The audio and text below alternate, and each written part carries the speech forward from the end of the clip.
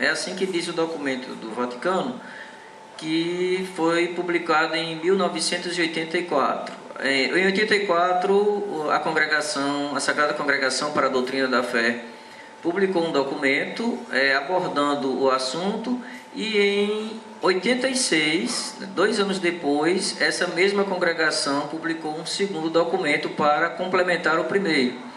Eu me ative ao primeiro documento porque eu achei mais denso, apesar de ser o menor dos dois. O primeiro documento é esse aqui: Instrução sobre alguns aspectos da teologia da libertação. E o segundo documento é este aqui, Instrução sobre a liberdade cristã e a libertação. Apesar de esse aqui ser mais volumoso, mas o primeiro, publicado em 84, possui muito mais conteúdo, aborda o assunto com mais contundência, vai mais objetivamente ao cerne da questão. Eu pontuei algumas coisas do documento porque, para nós falarmos sobre as teologias, ou a teologia da libertação como um todo, é muito assunto, é muita coisa mesmo para a gente abordar. Basta a gente observar que quando surgiu a teologia da libertação, e o documento aqui vai fazer um apanhado histórico sobre a teologia, foi justamente aqui na América Latina, onde, vamos dizer assim, os problemas sociais, econômicos e políticos eram mais fortes do que no restante do mundo. Hoje, ou talvez ele parecesse ser mais forte, porque hoje, com a evolução das comunicações, com a informática, com a internet e esses meios de comunicação mais rápidos, a gente observa que o problema é no mundo inteiro. Então não se restringe apenas à América Latina. Mas como a ênfase maior foi na América Latina, e daqui se espalhou, vamos dizer assim, voltou para a Europa, o problema da teologia da libertação, então a igreja vai chamar a atenção para isso. Primeira coisa que a igreja vai chamar a atenção é que é o conceito de libertação. Aí ela vai dizer que a libertação é, antes de tudo e principalmente, libertação da escravidão radical do pecado. Ou seja, ninguém pode esquecer que um dos objetivos da mensagem cristã é a libertação, se não o primeiro. O primeiro objetivo da mensagem de Cristo, do Evangelho, da Boa Nova, é a libertação. Jesus veio libertar o ser humano, mas libertar do pecado. Então a igreja vai chamar a atenção para esse fato, que a libertação, em primeiro lugar, diz respeito a isso. No segundo livro, a igreja vai falar do conceito de libertação, de uma maneira geral, e vai dar até aquele conceito clássico de que ter liberdade significa fazer o que se quer, mas nem sempre ter liberdade, que é fazer o que se quer, significa optar pelo bem, porque se você tem liberdade, você deve primeiro optar pelo bem. E se você faz o que quer sem olhar para a ação do que é bom, então você não está usando a sua liberdade devidamente. O próprio Santo Agostinho já dizia uma célebre frase que nós vemos lá nas Confissões, que é: ama e faze o que quiseres. Essa é uma das frases clássicas de Santo Agostinho. Ele quer dizer, em outras palavras, que quem ama é livre, porque quem ama faz o que quer, mas faz o que quer dentro do amor, dos limites do amor. Ou seja, não vai esquecer que o amor que é o centro de tudo. E o amor, em outras palavras, é o próprio Deus, que é o que São João vai resumir na sua primeira carta. Na primeira carta de São João, ele vai dizer em 3 palavras o conceito de Deus, justamente usando o amor. Ele vai dizer: Deus é amor. Claro que para fazer um resumo desse, ele só pode ter sido inspirado pelo Espírito Santo, que ninguém consegue resumir Deus, o infinito, em 3 palavras, Mas por inspiração do Espírito Santo, ele vai dizer que Deus é amor. E quando Santo Agostinho vai dizer que ama e faz o que quiser, significa aquele que ama, ou seja, aquele que permanece em Deus, como diz São João, não vai fazer nada de errado. Por isso que ele vai fazer tudo o que ele quiser. Tudo o que ele quiser não significa tudo o que está a seu bel prazer e fora do amor. Não, tudo o que ele quiser dentro do amor. Depois nós vamos ter, nesse mesmo documento, uma expressão bem interessante que ele diz o seguinte: a presente instrução tem uma finalidade mais precisa e mais limitada, quer dizer, mais objetiva. Quer chamar a atenção dos pastores, dos pastores aqui significa dos bispos, né? Dos teólogos e de todos os fiéis, para os desvios e perigos de desvio prejudiciais à fé e à vida cristã, inerentes a certas formas da teologia da libertação, que usam de maneira insuficientemente crítica conceitos assumidos de diversas correntes do pensamento marxista. Quando a igreja diz isso, ela já está colocando aqui na sua instrução, o seu objetivo é mostrar os perigos que a teologia da libertação traz para os fiéis, principalmente porque vai se basear em princípios marxistas. E o marxismo, a gente não pode esquecer que ele é de cunho eminentemente ateu. Então seria até uma contradição um pastor da igreja, ou seja, um bispo, e até os seus auxiliares, os presbíteros, falarem em libertação cristã usando conceitos marxistas. Esse um dos pontos que o documento vai apresentar. Cristo nos libertou do pecado e da escravidão da lei, da carne, da escravidão da lei e da carne, que constitui a marca da condição do homem pecador. Vai frisar esse documento muito esse aspecto. A libertação que Cristo vai trazer para o ser humano é a libertação do pecado. Claro que todas as outras coisas, por exemplo, a escravidão econômica, a escravidão política, a escravidão social, a igreja vai dizer, tudo isso é decorrente da escravidão do pecado. E não causas, não são causas, são consequências. A partir do momento em que o ser humano é preso, é escravo do pecado, ele não vai ter um relacionamento social, nem político, nem econômico de liberdade. Se nós dissermos assim, mas a riqueza é incompatível com o reino de Deus, aí a gente pode dizer, depende da forma como nós estamos interpretando a riqueza. Porque, por exemplo, o dia de ontem, dia 13 de outubro, no calendário dos santos, nós temos lá um santo francês de nome Gérard de Aurillac. Aurillac é uma região central da França. E esse santo, São Gerardo de Aurillac, ele é famoso justamente porque ele era o homem mais poderoso e mais rico da época. Ele faleceu no ano 909, ou seja, no começo do século X, em plena Idade Média. Ele era o homem mais rico e mais poderoso da época e soube viver a pobreza e a castidade. Quer dizer, aí até o comentarista, o biógrafo comentarista da sua vida vai dizer coisas até dificílimas de serem pensadas em quem tem riqueza material. Mas ele foi um dos santos elogiado justamente por isso, porque ele soube viver a sua riqueza, ele era riquíssimo. Ele não fez como São Francisco de Assis, que se desfez de tudo que tinha. Aliás, São Francisco nem tinha, né? Se desfez do que o pai dele ia deixar para ele. Abdicou, né, do que o pai ia deixar para ele. E São Gerardo não. São Gerardo tinha muita riqueza. Mas ele soube fazer bom uso dessa riqueza material. Ou seja, ele soube empregar essa riqueza para os pobres.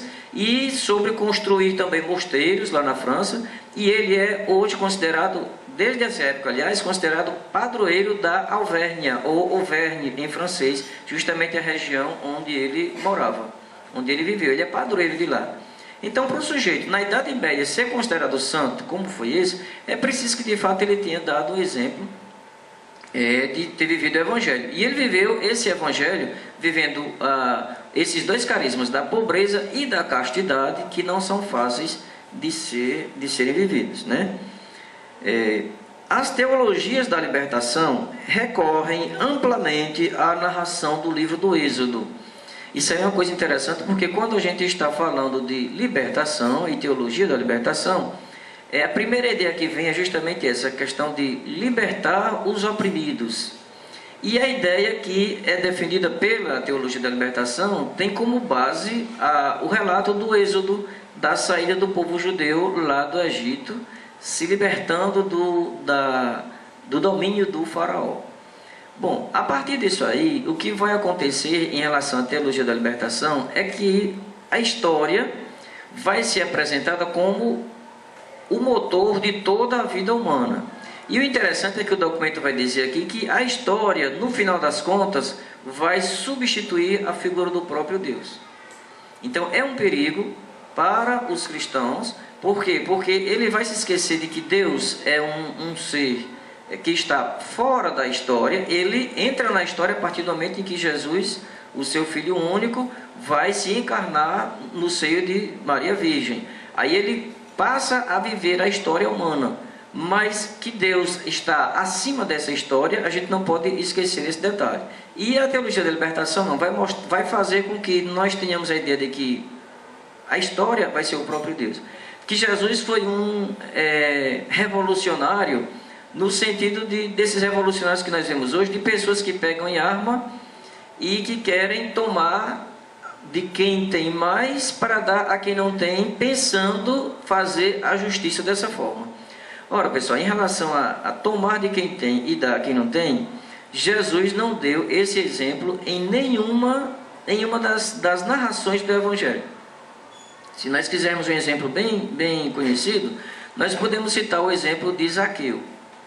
Zaqueu era um sujeito riquíssimo, era cobrador de imposto, e era mal visto pelos judeus porque ele não cobrava imposto dos romanos para os judeus, ele cobrava imposto dos judeus para os romanos. Aí fica a situação mais complicada. E Zaqueu é aquele sujeito que tenta conhecer Jesus, encontrar-se com Jesus, mas ele não se acha digno de chegar diante de Jesus e se apresentar e dizer: olha, sou Zaqueu, um dos caras mais ricos aqui da região, queria que o senhor fosse até minha casa, etc. Não tem coragem de fazer isso. Ele sobe a uma árvore justamente por ele ser de pequena estatura, é assim que diz o Evangelho, e ele tenta ver Jesus pelo menos de longe. E a sua surpresa é grande porque o próprio Cristo conhece, né, quem é Zaqueu, sabe as suas intenções, e de longe ele olha para Zaqueu e diz: Zaqueu, desce daí porque hoje eu vou almoçar na tua casa. Observe que Jesus não disse que vai apenas entrar na casa de Zaqueu. Jesus disse que vai ter uma relação de amizade mais íntima ainda, porque vai participar da refeição na casa de Zaqueu. E Zaqueu fica contente da vida e deve ter descido na mesma hora e ter arrumado tudo. E Jesus entra na casa de Zaqueu. Mas observem que Jesus não coloca em nenhum momento condições para participar da casa de Zaqueu. Ele não diz assim: Zaqueu, eu desço daí porque se tu prometeres que vai deixar de roubar, eu entro na tua casa. Não diz isso. Ele não diz: Zaqueu, eu estou entrando na tua casa, mas só vou continuar aqui se tu prometeres que vai deixar de explorar o teu irmão judeu a favor do romano. Também Jesus não coloca essa condição. Zaqueu, tu és muito rico, mas a tua riqueza, a maior parte, advém do roubo, né, da exploração. Não vou conversar contigo a não ser que tu prometas fazer o contrário. Jesus não coloca nenhuma condição. Jesus simplesmente entra, se senta, calado estava, calado continua, e então Zaqueu é que antes de começar qualquer relação com Jesus, é que vai dizer ainda de pé, é isso que diz o Evangelho, Zaqueu ainda de pé vai dizer: Senhor, o que eu tenho, do que eu roubei, eu vou devolver 4 vezes mais, e do que eu tenho, eu vou dar metade para os pobres. Então, se a gente fosse fazer as contas, né, talvez, a partir daquele momento, Zaqueu tivesse ficado liso, né, pobre totalmente, porque se a metade ia dar para os pobres, ia devolver 4 vezes mais do que ele tinha roubado, deve ter ficado alisado. Mas depois que Zaqueu vai colocar uma proposta desse tipo, vai dizer os seus planos, né, para Jesus claramente e com sinceridade, porque Jesus diz no Evangelho de São João que ele conhecia o íntimo de todas as pessoas, pensamento de todo mundo, ele sabia o que estava no coração do ser humano. Então, depois que Zaqueu diz isso, é que Jesus se dirige ao povo e diz: olha, a salvação também entrou nesta casa, porque este é também filho de Abraão. Então, observe, é assim que Jesus ensina a gente a dividir a riqueza, se a gente tiver, com quem não tem. É que a gente tenha a iniciativa. Tem de partir de dentro de cada um. O próprio Jesus vai dizer que o reino de Deus está dentro de vocês. É assim que ele fala. Ele não diz está do lado de fora. E o documento aqui vai lembrar bem que quando Jesus fala de reino de Deus, esse reino começa aqui, mas não fica definido, ou ele não termina, ele não se conclui neste mundo, porque o próprio Cristo vai dizer, o meu reino não é deste mundo. Então é impossível a gente pensar em fazer o reino de Deus neste mundo e à força, porque é um ledo engano, é uma mera ilusão. Nós não vamos conseguir nunca. Não significa que quando nós dizemos isso, nós estamos nos omitindo e negando o trabalho que nós devemos ter para reparar, né, as falhas na sociedade, e nós também acabarmos de certa forma com a miséria. Acabar com a miséria nós não vamos, porque o próprio Cristo diz, olha, pobres vocês sempre terão. Não foi nenhuma praga que ele jogou na pobreza, não, né? Foi uma constatação mesmo, e como Deus ele sabe disso, o ser humano nunca vai, enquanto ele não se libertar do pecado, ele nunca vai olhar para o próximo, porque ele vai ser sempre egoísta. Então Jesus vai dizer, pobres vocês sempre terão. E o reino dele não é deste mundo, por quê? Porque nós não aderimos totalmente a Cristo. E se nós não aderimos totalmente a Cristo, este mundo está fadado mesmo ao fim, à deterioração. Porque o próprio ser humano está fazendo isso. Não foi Deus que colocou que predestinou o mundo para isso, mas foi o próprio ser humano a partir do momento em que ele se afastou de Deus pelo pecado. Então é uma ilusão nós pensarmos que nós vamos conseguir ter o paraíso aqui na terra. É impossível isso. Por quê? Porque para nós fazermos isso, nós temos de depender totalmente da graça de Deus. E infelizmente, o ser humano, na sua defesa, né, de fazer uso da sua liberdade, ele não se entrega totalmente nas mãos de Deus. Essa é a causa primeira. Como nós não confiamos totalmente na graça de Deus, aí nós não conseguiremos nunca colocar o reino de Deus aqui nessa terra. E como Cristo sabe disso, ele disse que veio renovar, mas ele deixou bem claro, o meu reino não é neste mundo em todos os sentidos. Não é só no sentido como as pessoas dizem, ele não está falando do sentido material, mas no sentido espiritual. Não é no lado material o reino dele, mas é no sentido espiritual. Mas nós não podemos esquecer que o ser humano não é apenas puro espírito e nem é só carne. Ele é um conjunto complexo, mas é um conjunto, e isso a humanidade sabe desde que tem o raciocínio e o livre-arbítrio, apesar de muita gente negar, né? Vocês podem observar que as pessoas que se dizem ateias, confessas mesmo, elas são as pessoas mais voltadas ao humanitarismo. Por quê? Porque elas no fundo acreditam mais na existência de Deus do que muitos que se dizem teístas, né? Porque quando elas negam a existência de Deus, elas querem dizer o seguinte: Deus é poderoso, Deus é onipotente, mas eu não posso aceitar que Deus seja onipotente e ele não faça nada nesse mundo. Aí a partir daí começa a negar a existência de Deus. Quer dizer, no fundo elas acreditam em Deus mais do que o que nós imaginamos.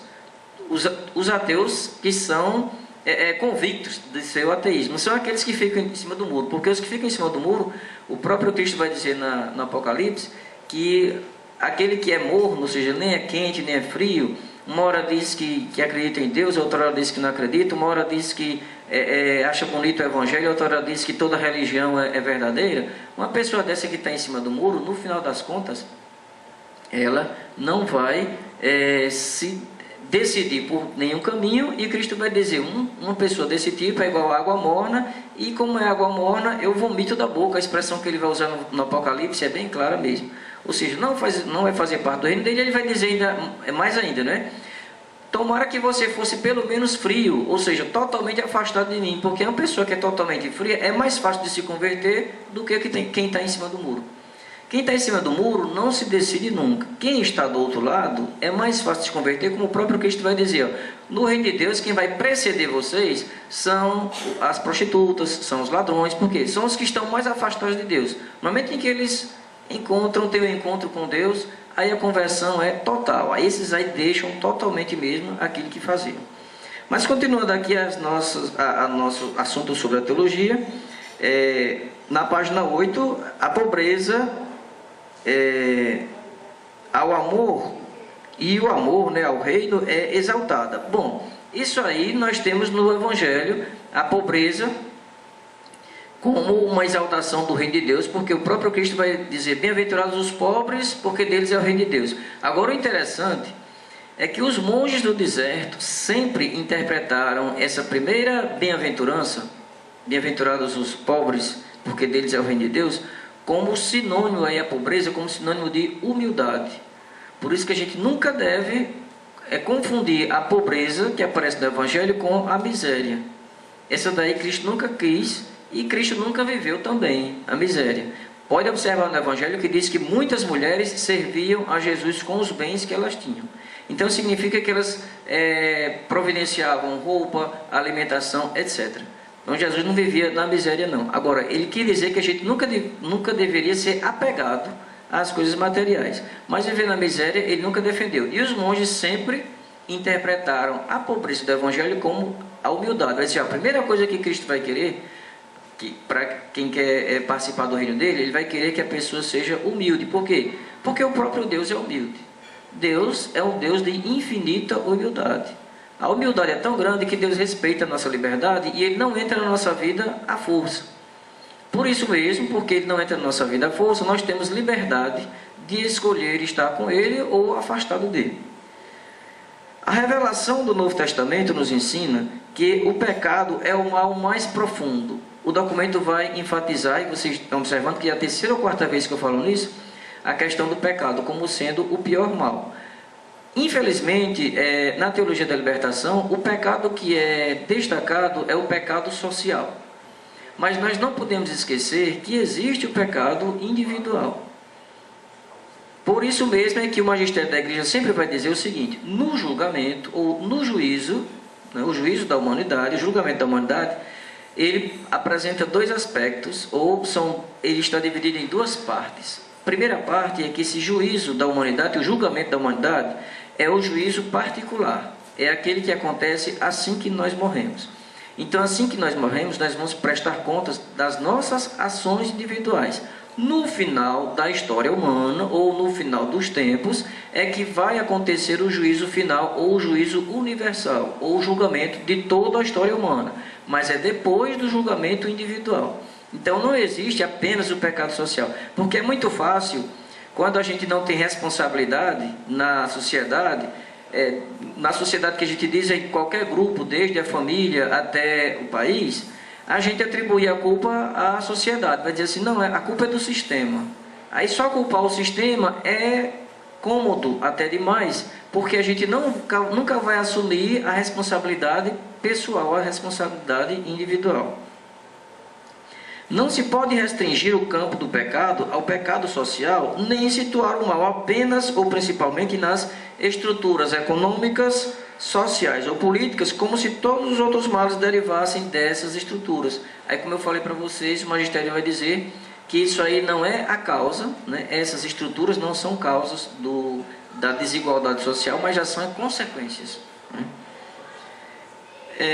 Nas páginas 2 até a página 5 e na página 7, a igreja vai dizer que sempre falou sobre a libertação, porque quando surgiu, ou quando, vamos dizer assim, se difundiu essa ideia da teologia da libertação, a impressão que eles deram é que a igreja nunca tinha abordado o tema do seu magistério. E a igreja vai dizer que muitas vezes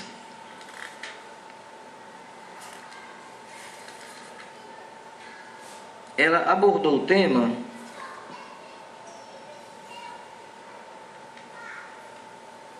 desde documentos antigos.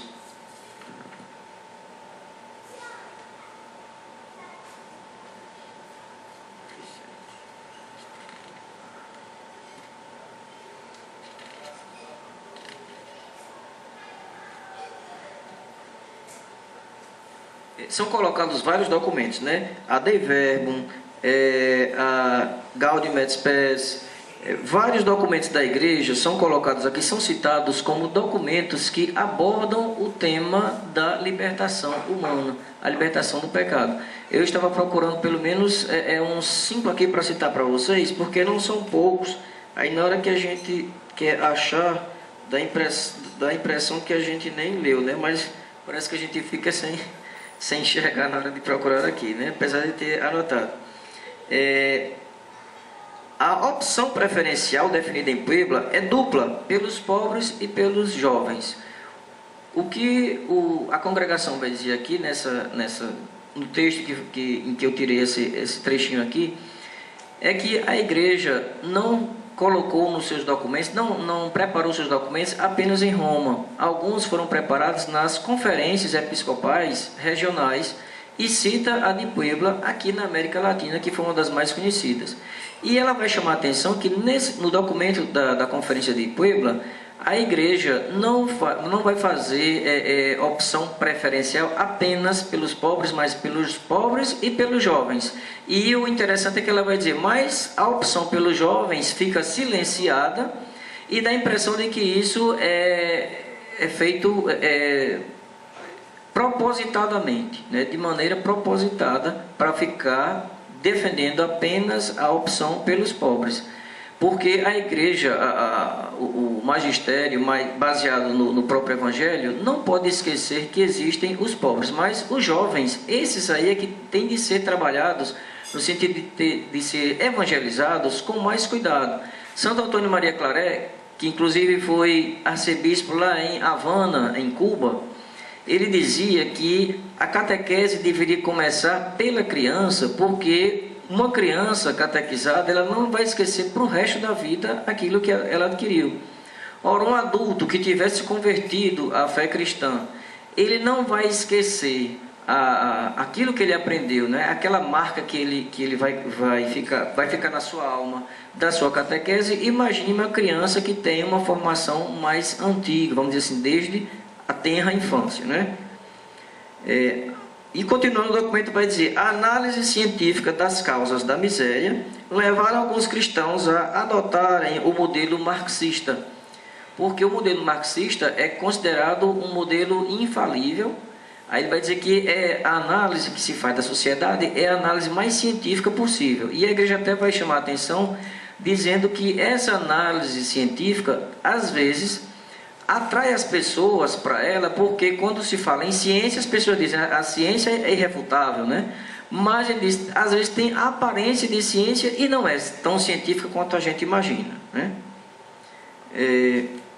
Na página 15 aqui do livro, ele vai dizer o seguinte: é verdade que desde as origens, mais acentuadamente, porém, nestes últimos anos, o pensamento marxista se diversificou, dando origem a diversas correntes que divergem consideravelmente entre si.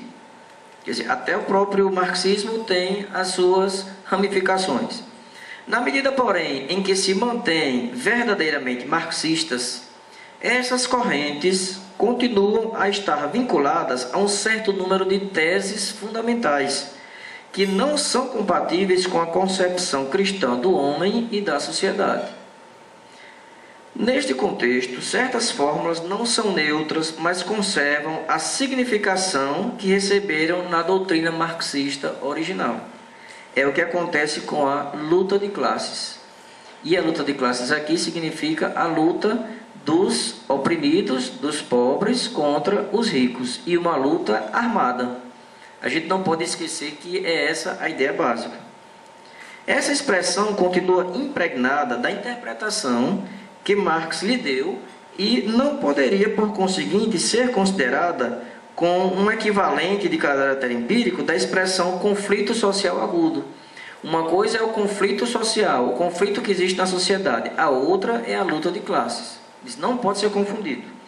Aqueles que se servem de semelhantes fórmulas, pretendendo reter apenas certos elementos da análise marxista, que de resto seria rejeitada na sua globalidade, alimentam pelo menos um grave mal atendido no espírito de seus leitores. Aí o que tem de interessante é o seguinte: lembremos que o ateísmo e a negação da pessoa humana, de sua liberdade e de seus direitos, encontram-se no centro da concepção marxista. Então, se a gente se ativesse só essa frase aqui, a gente já não poderia dizer que é cristão e marxista ao mesmo tempo. É incompatível, nessa expressão, a ideia do marxismo com o cristianismo, né? Na vida de um cristão não pode haver isso. Por quê? Primeiro, a ideia marxista é ateia, e segundo, é a negação da pessoa humana, de sua liberdade e seus direitos. Por quê?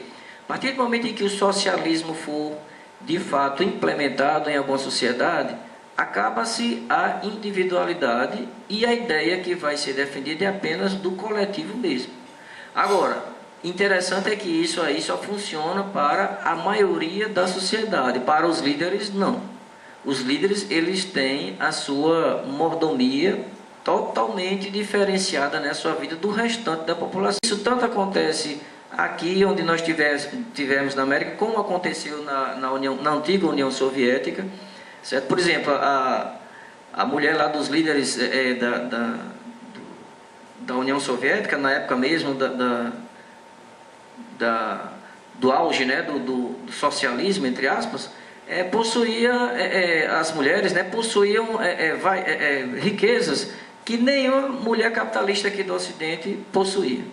Então a gente não pode dizer que é uma igualdade para todo mundo. A igualdade é só para o restante da população.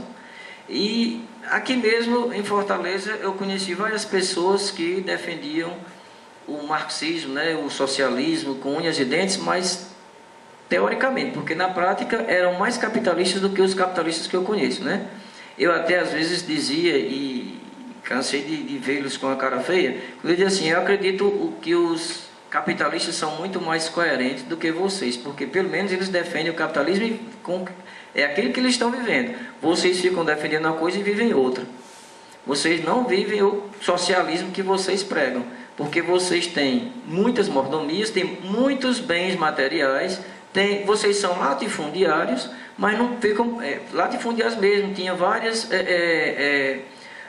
bens imóveis e não passavam isso para ninguém. Passavam que todo mundo teria de viver cada um só com aquilo que pudesse, o salário mínimo para todo mundo, etc. E o salário que eles também recebiam não era mínimo.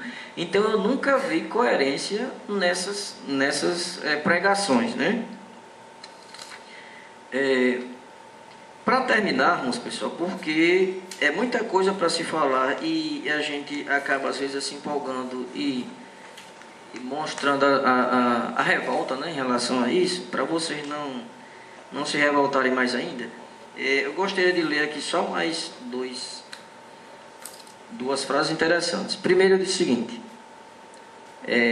a fé no Verbo encarnado, morto e ressuscitado por todos os homens, a quem Deus fez Senhor e Cristo, é negada. Toma o seu lugar uma figura de Jesus, uma espécie de símbolo que resume em si mesmo as exigências da luta dos oprimidos. Nós não vamos ver na teologia da libertação um Jesus crucificado pelo pecado da humanidade. Não, vamos ver um Jesus revolucionário que chegou lá e simplesmente foi contra as estruturas políticas da época e fez uma revolução. Só não foi à frente porque foi preso e aí foi crucificado. Mas se ele não tivesse sido preso e crucificado, ele teria conseguido o seu intento. Como ele não conseguiu, somos nós que temos de fazer isso hoje. É a primeira ideia. Propõe-se assim uma interpretação exclusivamente política da morte de Cristo. Nega-se desta maneira seu valor salvífico e toda a economia da redenção. Inclusive fazem diferença entre o Jesus histórico, é assim a expressão que eles utilizam, né? E o Jesus da fé. O que é o Jesus da fé? O Jesus da fé é o resultado daquelas teologias do início do século XX, que vai mostrar que Jesus, no final das contas, como nós vemos no Evangelho, é apenas uma imaginação daquele povo sofredor. E, no final das contas, Jesus nem existiu, como nós imaginamos que ele tenha existido. Não, Jesus da fé é aquele Jesus que as pessoas imaginaram. Por quê? Porque ele veio curar os doentes, ele veio fazer milagres, multiplicando pães, etc. Na interpretação do Jesus histórico, aí já é outra coisa. Por exemplo, Multiplicação dos pães. Jesus não multiplicou pão, coisa nenhuma. O que Jesus fez foi chamar a atenção para que ninguém ficasse escondendo o que tinha no seu bornal.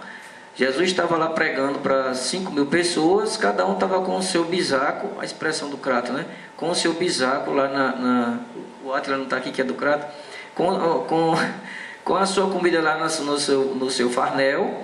Aí ele disse, olha, vamos dividir o pão. Aí todo mundo tirou e foi assim que deu para todo mundo. É essa a interpretação que se dá hoje da multiplicação dos pães.